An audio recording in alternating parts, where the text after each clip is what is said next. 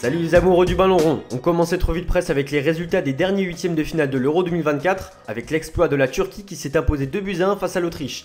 Les Turcs sont héroïques pour le journal Photomatch, qui met à l'honneur son équipe nationale sur sa une ce matin. Le journal écrit dans ses pages intérieures que la jeunesse a écrit l'histoire puisque la Turquie est la première équipe de l'histoire à aligner 2 joueurs de moins de 20 ans en tant que titulaires lors d'un match de qualification, Euro et Coupe du Monde confondus. Mehret Günok, le sauveur, écrit de son côté le Guardian.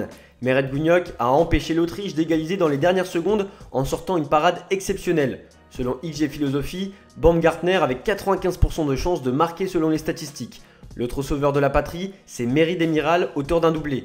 Admirable Demiral, titre l'équipe qui lui a accordé une note de 9 sur 10 pour son match. Le journal ajoute que c'est le premier doublé d'un défenseur à l'Euro depuis 1984, soit un certain Jean-François Domergue. On part direction les Pays-Bas pour l'autre rencontre de cette journée du 2 juillet. Les Pays-Bas se sont largement imposés face à la Roumanie, 3-0. Un peu d'orange, placarde Sport Wereld, le quotidien néerlandais sur sa une, au lendemain de la victoire de son équipe. Les Pays-Bas restent les pieds sur terre même après une victoire en douceur contre la Roumanie, écrit le journal. Le journal Marca met à l'honneur l'un des buteurs de la rencontre, Cody Gakpo. Gakpo buteur dans les grands tournois, écrit le média. Pour lui, ça fait 3 buts à la Coupe du Monde au Qatar et maintenant 3 buts à l'Euro. Il est co-meilleur buteur de la compétition avec Georges Mikotadze, Jamal Musiala et Chranz. Mais il n'est pas le seul à avoir porté sa sélection puisqu'un autre attaquant s'est illustré. Le Guardian écrit que Daniel Malen est entré en seconde période pour inscrire un doublé expéditif dans les 10 dernières minutes de la rencontre. On part au Portugal non pas pour évoquer la qualification des Portugais en quart de finale, mais pour évoquer le cas Cristiano Ronaldo, qui fait beaucoup réagir la presse ce matin. Le joueur de 39 ans a manqué un penalty lors des prolongations face à la Slovénie. Il a laissé couler des larmes sur son visage, montrant ainsi sa déception avant que Diogo Costa sauve les siens lors de la séance des tirs au but. Diogo revient sur le combat de Ronaldo qui enchaîne un 8e match consécutif sans marquer dans les compétitions majeures. Face à la réaction démesurée de la star portugaise, le Daily Mirror parle de larmes de clown, alors que le Daily Mail souligne son comportement narcissique qui risque de perturber le Portugal dans sa compétition. Le média anglais ajoute que Ronaldo a eu 20 tentatives de but, plus que n'importe quel autre joueur dans le tournoi. Marca s'interroge aussi sur l'attaquant, est-il bon de pleurer dans ce genre de situation? L'équipe est plus tendre et parle de la confusion des sentiments.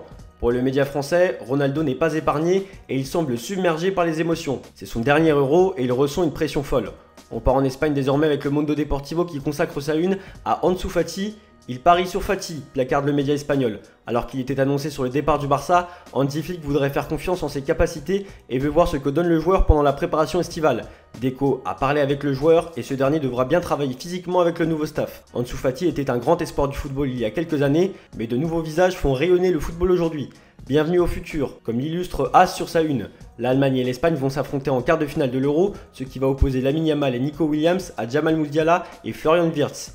As évoque d'ailleurs le futur de l'un d'entre eux dans ses pages intérieures. La première ligue fonce sur Nico, peut-on lire.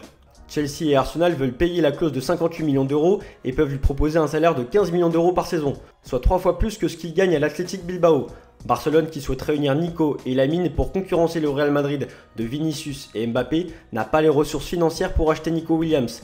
Il faudra vendre, sinon rien. En parlant du rival madrilène, Kylian Mbappé va bientôt débarquer et sa présentation ne va pas être prise à la légère. Le 16 juillet, le Bernabéu sera rempli de 80 000 fans pour assister à la présentation du Français. Il entrera sur le terrain en blanc avec le numéro 9 dans le dos. À s'ajoute qu'il y aura un jeu de lumière et des feux d'artifice. Un grand spectacle pour le joueur de 25 ans. En tout cas, lui n'offre certainement pas un grand spectacle sur le terrain. Le journal Équipe parle du cas Mbappé. Le média français parle d'un Mbappé qui avance masqué dans cette compétition. Si la France rencontre un problème d'efficacité face au but, l'attaquant est en partie responsable de cette situation. L'Euro n'est pas son terrain de jeu, rappelle le média. En effet, Mbappé c'est un but et une passe décisive en 7 matchs dans ce tournoi. Même son de cloche pour Marca qui écrit que le joueur a un problème avec le fait de marquer des buts à l'Euro. Le média espagnol rappelle que son seul but est un penalty contre la Pologne.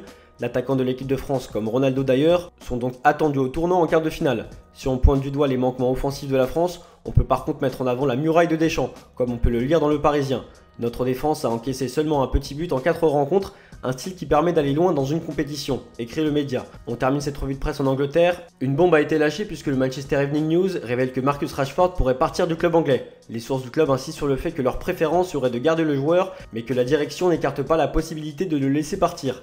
L'attaquant est attendu lundi pour le début de la pré-saison. Son avenir pourrait être bouleversé par l'arrivée du nouveau directeur sportif. Enfin, dans le Daily Mirror, on apprend que Jude Bellingham sera interrogé par l'UEFA et que l'Anglais compte maintenir son explication selon laquelle son geste, après son but contre la Slovénie, était une blague. Le média ajoute qu'à l'origine, l'UEFA n'allait prendre aucune mesure concernant ce geste, mais que les réactions sur les réseaux sociaux ont entraîné l'ouverture d'une enquête. Voilà, c'est tout pour aujourd'hui. Bonne journée à tous, merci pour votre fidélité. On se retrouve en fin d'après-midi pour le JT Foot Mercato.